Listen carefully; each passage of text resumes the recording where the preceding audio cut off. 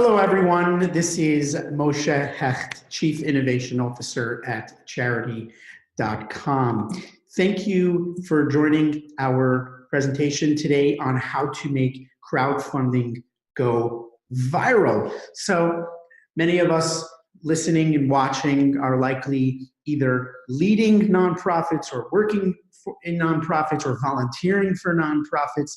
And we're surrounded every day by crowdfunding campaigns, some of which are successful, some of which are not, but it's definitely something that we are looking to get into, something that we are really looking to get good at. And what I'm going to help you is guide you through some of the steps of how to make crowdfunding successful. So my experience and my background is working at Charidy.com. We are a crowdfunding marketing company and fundraising platform. We have worked with over 4,000 organizations. We have generated 1 million plus donations. We have helped these organizations raise over $650 million, and all at a 99% success rate. That means that when we work with an organization and we set up a goal for a campaign, we typically hit said goal. Now, before we dive into how to make crowdfunding go viral, I think it's important that we take a little bit of a reality check of what we're getting ourselves into. So it's important to know that while crowdfunding is very popular today, the success rate is not very comforting. 2/3 of crowdfunding campaigns on the internet actually do not reach their campaign target. So it's important that before you start your campaign, before you get into it, you want to know how you can avoid being part of that 2/3 and to become part of the 1/3. Now, what is success and what is failure? How do you define it? Are we just talking about you set a goal and the goal says $100,000 and you only get to $87,000?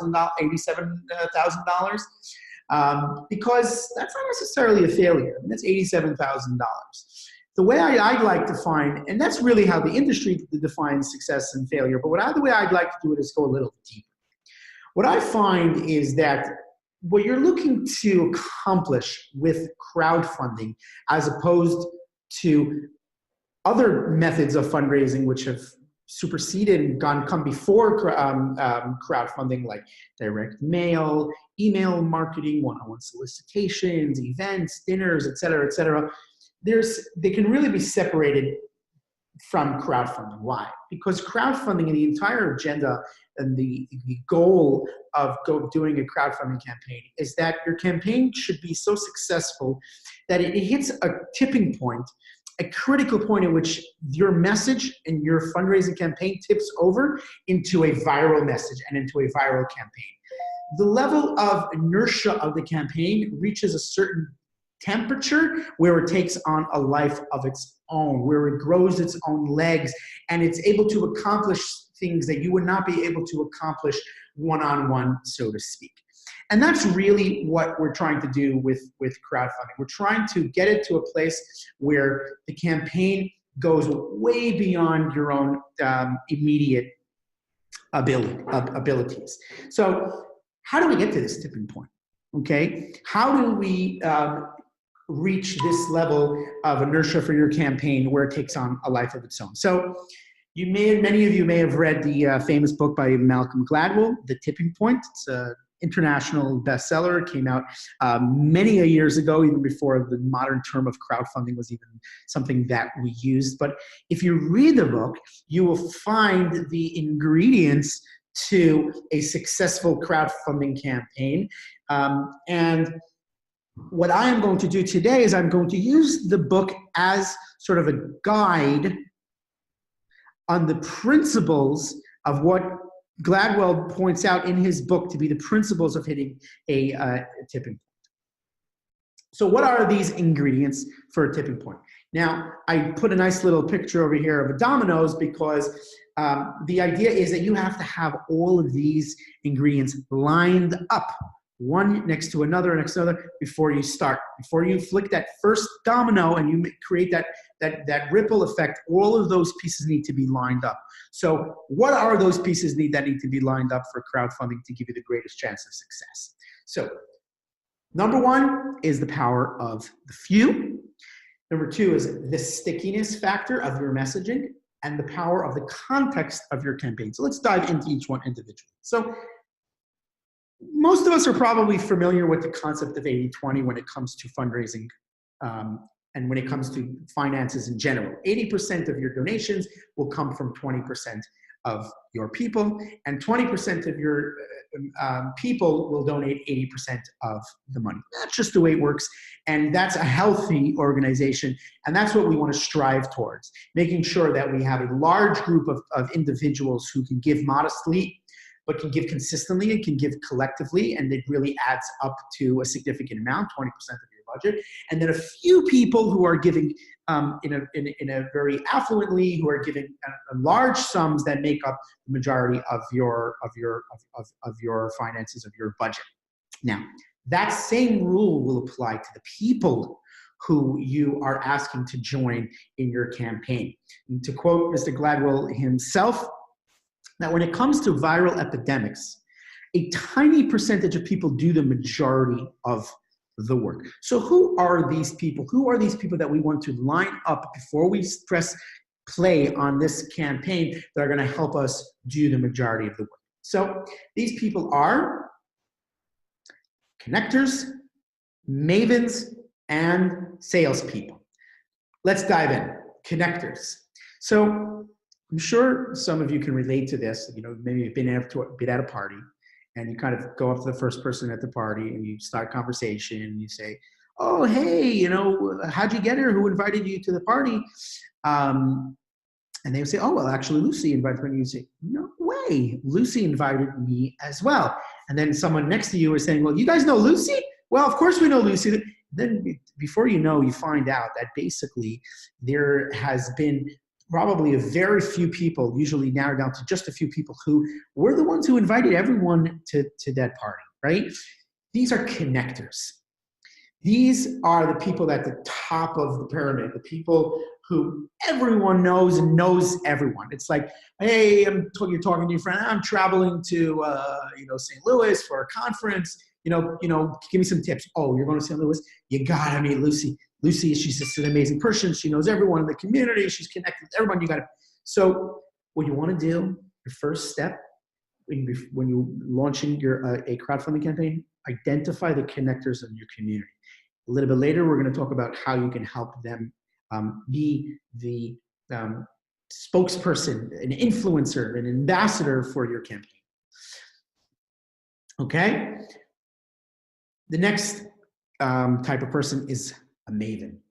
So these people may not know everybody, and they may not be so connected, but they offer expertise of exceptional worth. And knowing what they are talking about and can be trusted to give the highest quality advice. So let's say, for example, you are running a crowdfunding campaign for a new research project at your clinic or hospital or doctor's office, okay? Or at your university, at your medical college. And you doing a campaign to raise funds for this research project. Who's going to be one of those people that you're going to need to become an advocate for your campaign? So in addition to patients and parents, and you're going to want to get a doctor or a research professional, right, to speak on behalf of the campaign, to add a certain level of gravitas to your messaging. Okay? And by having this person back the message, right? The people who are receiving the message, they can rest assured that they're, giving to something that is trustworthy and verified. Now, finally, salespeople. Okay, these are the people who have the power of persuasion. They're the people who they will add a 3-dimension to your campaign. So let's say, for example, you're doing a campaign for homeless shelter. So you look at this campaign and maybe at first glance, you see a picture of homeless people and homeless kids and you're like, oh, why is that my problem, right? Why should I care about them? Or they probably have enough funding. Here comes along a salesperson and gets on a video or writes up an article or does a live feed and says, listen, guys, I know that you may not think that this is your problem, But did you know that right in your backyard, right in your community, there are thousands of people who are homeless? Just last year, 17 people passed on because of homelessness, right? And for just a small amount of money, $50, $100, $150, you can make the difference, and we can put a homeless person into a potential job opportunity. So it's this power of persuasion. It's this power of, like, you may not have cared about this cause before, but give me just 60 seconds of your time and I'll explain to you why this cause is important for you. So you need to have those people in your representing your campaign.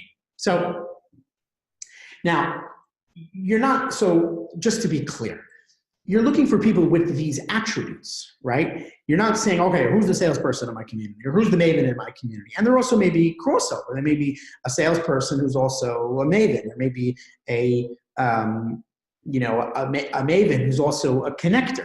Sometimes you find 2 out of these attributes in one people. Rarely do you find 3 of these attributes in all these people. I mean, if you do, let me know, because I'd like to use them for my next crowdfunding campaign, but it's very rare.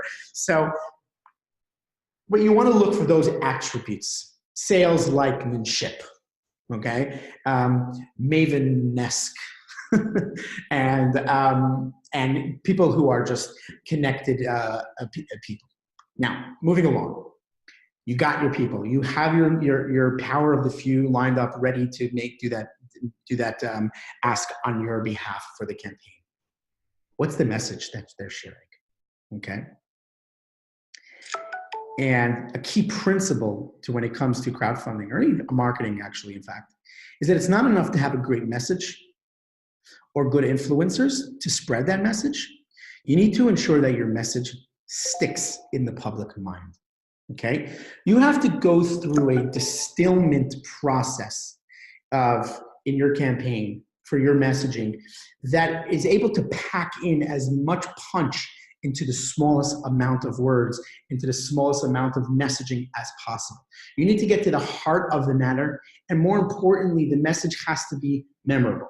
So I'm gonna play for everyone a mashup of famous jingles. You may recognize, you probably will recognize all of them.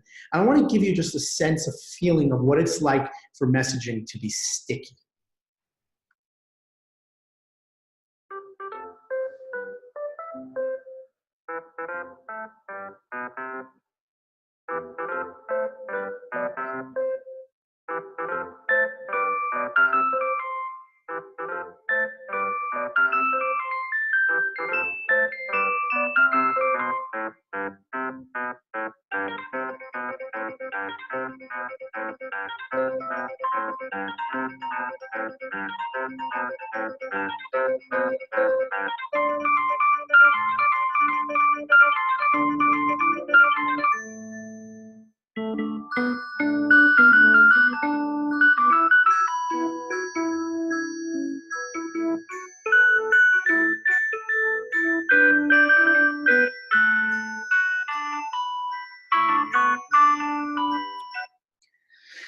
Best part of waking up.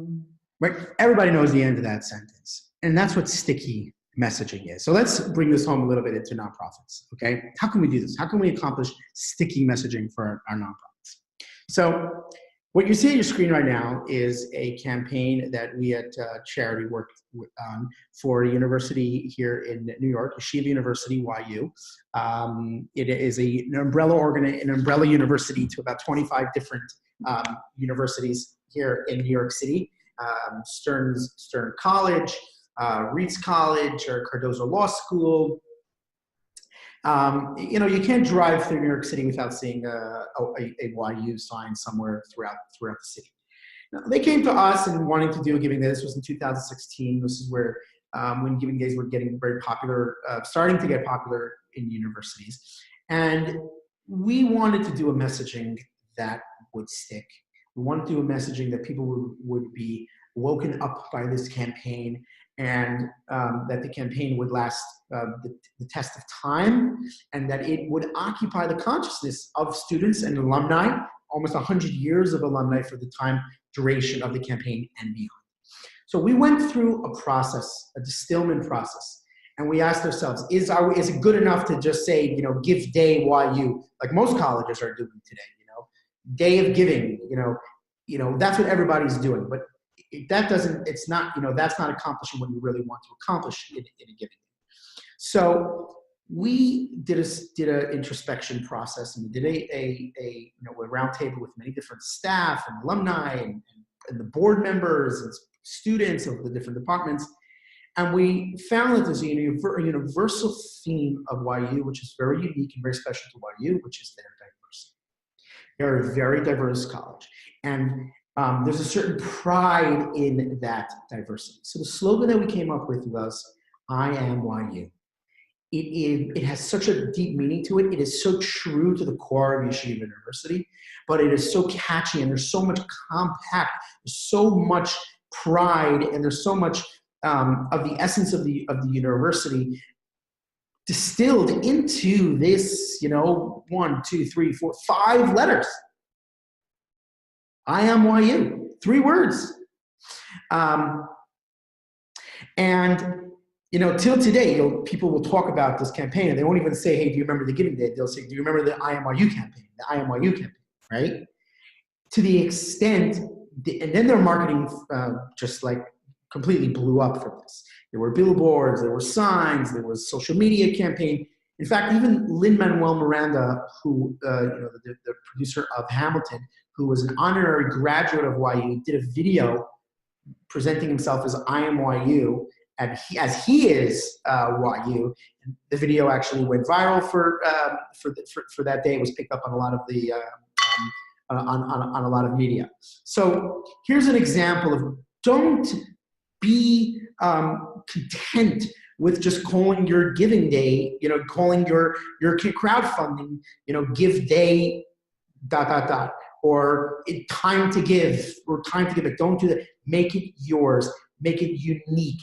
Take so much and go through the process of, same way the process of writing a jingle. Your campaign doesn't need to have a jingle, but the process that goes into writing a jingle, try to take some of those lessons and apply it to your campaign the same way that we applied it to I Am YU.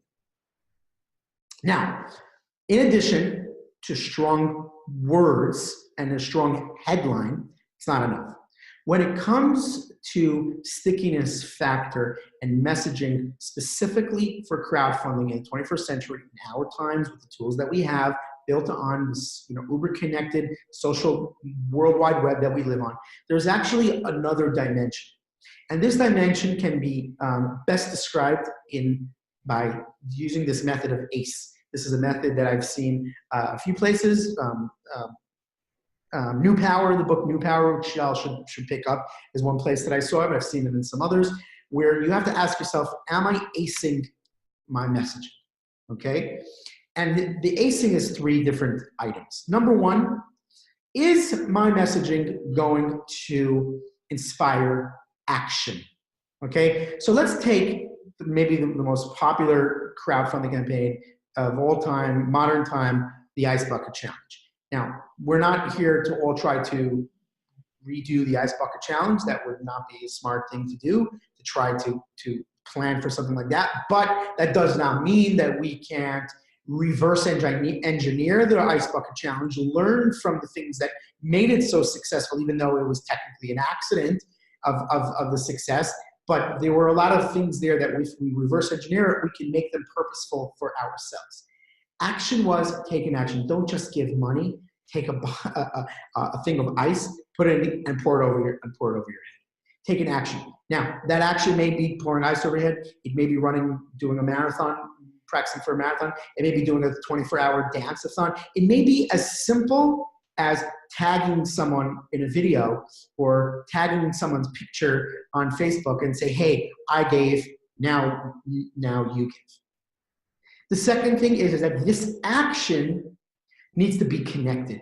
This is not just an action, okay, do 50 push-ups and then move on. This is do 50 push-ups and now tag someone else to do 50 push-ups, which will connect you to that person. It's about creating connectivity through the action. And finally, make it extensible.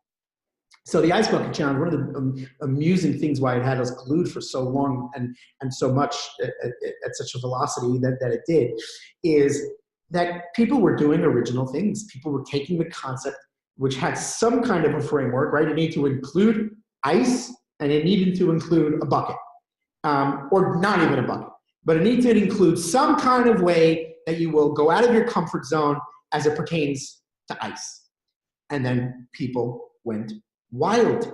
People built complicated levers for the ice to go on their thing. People put different types of liquids into the ice.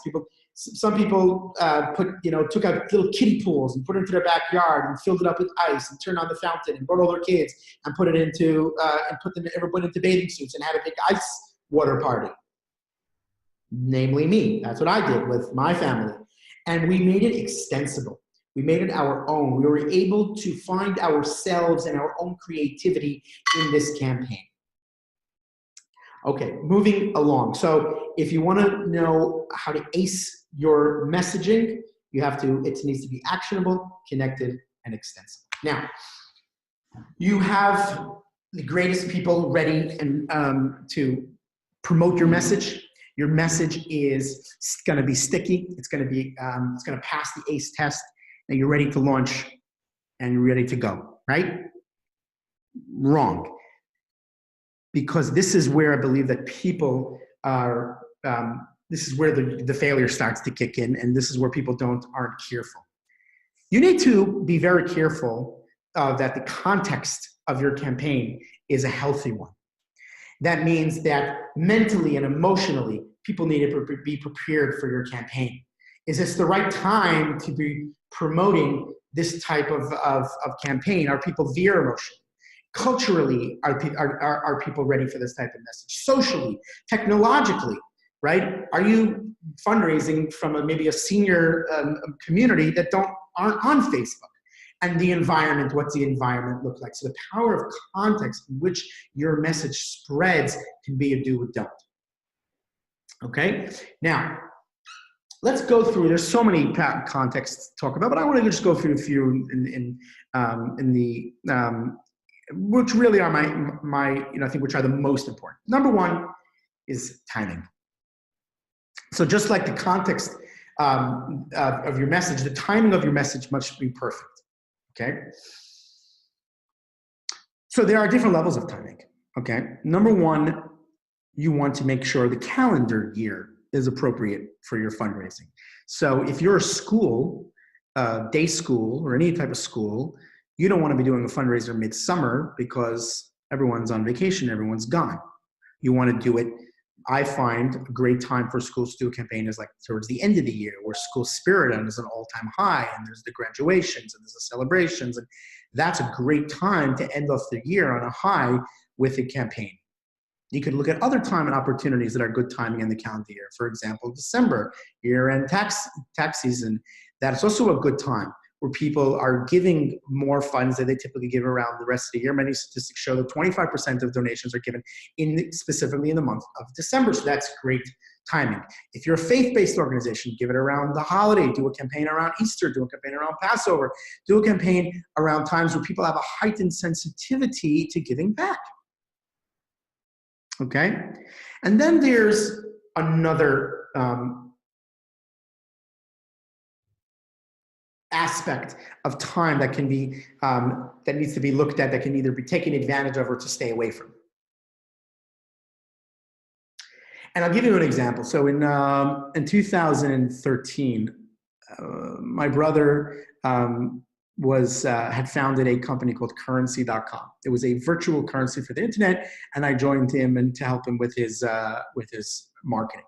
Now, when you hear virtual currency, that's a very familiar term. You can't get away from that term. The Bitcoin and Ethereum, and this is a part of the vernacular of our society today. Bitcoin has become all the buzz, right?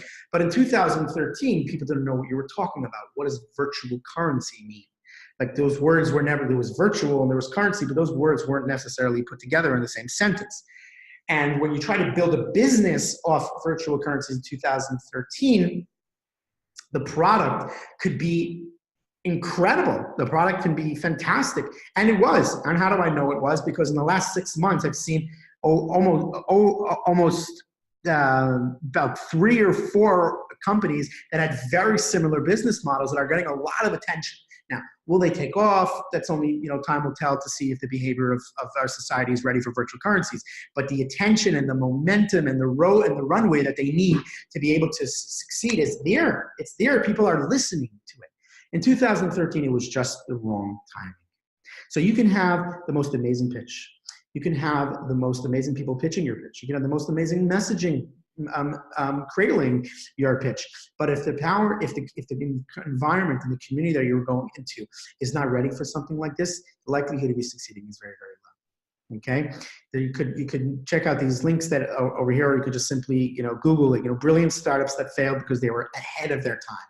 Right? So it's not even that they were, bad ideas. In fact, they were fantastic ideas, but they were just wrong timing out of context. Now, the second thing of context, this is a very unique concept, okay? So Gladwell talks about this context of, he calls it the power of 150. And the theory is, and there's a lot of proof to this theory, is that small groups are essential to distribution. In fact, 150 is like this sweet spot, the sweet number, right? And the theory is that a message can be more easily and efficiently distributed through and to a larger group of people if smaller chunks are working on it simultaneously. You see, society is made up of many different clusters of types of thinking, okay? For example, I live in New York, okay? People who live in Williamsburg, Brooklyn, their culture and their way of thinking is not the same as people who are living in Soho and Manhattan. And people who are living in the suburbs in Riverdale or Long Island, they're not the same type of thinkers. They don't purchase in the same way, and they don't think in the same way, and they don't live in the same way, and they don't communicate and commune in the same way as people living in Queens, okay? And you find that it's very interesting that clusters of the way people think are so important when you want to spread a message, okay? Because you want to tweak that message to the particular and specific ways that these clusters of people think and feel and communicate, so that you can have the right, direct, pertinent message for that specific group of people. Let that message sort of percolate in that group of people, and if it percolates enough, it will reach a higher enough temperature where people in that community will want to spread it, and to, more importantly, not just spread it and say, here's this, but to make it their own. The messaging needs to be direct into these clusters that are specific to those clusters and are unique enough to those clusters where it resonates, where they are able to absorb it, where they're able to make it their own, and then they are inspired and motivated to pass it on further to the next cluster of people. My mom always used to say, and this is why I put this picture here, is that birds of a feather flock together. And that's so true when it comes to spreading the word through a crowdfunding campaign. Just let's say an example, right? If you're running a school, the existing parent body thinks different than, let's say, your alumni parent body, or your board members think different and want different messaging, even if it's slight and subtle. That slight and subtle can make all the difference. They think differently than your parent body. Your community members, the people in their community, the store owners, the business owners, they think differently and they feel things differently and they want to see their message. So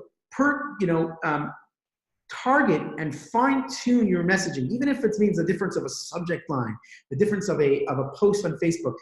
Target it to these individual groups in unique ways. Now, we got it all lined up. We got the power of the few, people who are ready, who have this power to be able to extend your message, make your message go viral. Your message is perfect. and you're in the right context. It's the right time and you're ready to press play. But if you're missing this one ingredient, it's all going to fall apart. And that is velocity. Okay, what do I mean by this? So in order for a plane to take off, it's not enough for it to reach a certain speed. It's not enough to have a certain distance, right? And it's not enough to have the right time, but all of those things have to be happening simultaneously. In other words, in order for a plane to go down the runway, it has to reach a certain speed within a specific amount of time, within a specific amount of space for able to actually take off and get the velocity that it needs to take off. Same thing goes with crowdfunding. It's not enough to have all the ingredients in the pot. You have to align these ingredients within the right time frame and line them up perfectly to be able to create that velocity. So how do we do that? So we take the power of the few, we take the stickiness message, we take the power of context, and we package it in this word, togetherness. Now, usually when I do this presentation live, I ask people what togetherness means, and nobody knows the answer. And the reason is because it's not an actual real word. It is a word that I made up. And what does togetherness mean? Togetherness is actually a combination of two words, togetherness and momentum. Let's do that again. Togetherness and momentum, which makes up togetherness. What is togetherness? Let's think about togetherness. What is it that we're actually doing in a crowdfunding campaign? What we're actually doing in a crowdfunding campaign is we are imploring our people, we are inviting our people to represent our organizations in a way that gives them a sense of community. It gives them a sense of togetherness that which will incentivize and excite them of joining the community. You're giving them this opportunity that if the brothers and the sisters work together, arm in arm, together for this community, a little bit from a lot of people, we can accomplish so much. And that is something, ladies and gentlemen, that people want to be a part of. They want to be part of this togetherness. And they want to be a part, and they want to help. But that's not enough. Wanting to help is not enough. What you need is you, the organization, you need to make sure that you are cradling this will of togetherness with momentum. Because people get excited one moment, and then the moment they're not excited. Does that mean that they care less? No, they're just not excited anymore. They moved on to the next thing in their life. I gave a conference a few weeks ago, and I asked someone in the crowd, I said, have you ever been involved? I asked the crowd, have you ever been involved in a crowdfunding campaign? And everyone raised their hand. I asked one person, I said, tell me a bit about it. Well, she said that it was a peer-to-peer crowdfunding campaign, and they asked me to take on a page and raise $3,000 for the organization. And then I said, and what did you say? I said, sure. I said, and then what happened? She said, then I had the worst 4 months of my entire life. I asked, why? She said, basically, I felt alone. I felt that no one was helping me. I had all the tools, quote unquote, that I needed, the page. I had, the media kit that they gave me, but they left me for 4 months. And now 4 months later, she said that after 4 months, I had no more friends. She basically harassed everybody every single day for 4 months. She barely made it to the finish line, and she didn't feel good about the experience. The reason why, ladies and gentlemen, is because the people who asked her to do a campaign, they had the first thing right. They had the togetherness. Well, yes, you were right. People do want to help. People do like the sense of being together. But what they missed out was momentum. They gave her 4 months without any touch points, without any connection, without another series of events. And also, in the first place, 4 months was too much. So my recommendation to you is take the time that you have planned for your campaign and cut it in half. Then take that time that you cut in half, cut that time in half. Then take that time and then cut that time in half. And then you're probably at a good timing of how much you want the preparation and the public stage for your campaign to take place. Number one, in most cases I find that the public stage of fundraising does not need to be more than 2 weeks. So take a 4-month process and turn it into 2 weeks. More importantly, okay, in those 2 weeks of building up to the campaign, touch base every few days, because it's not easy. Touch base, get them back into a room, get them onto a webinar, get them, it doesn't have to be a physical space, but get them into a virtual space. Say, how's it going, guys? How's it going? How's it been? Or one person like, oh, I don't know, I just reached out to everybody, and the only person who said yes is my grandmother. And you know what everyone goes, whoa, yeah, grandma, for giving $50. I'm like, wow. This feels great. There's such a togetherness and there's such a momentum over here. You know what? As grandma can give $50, why can't my Uncle John give $50? And it creates this momentum. Then go back. All right, guys, team, let's go spread out. We're going to come back again. So it's about dividing, reuniting, and conquering.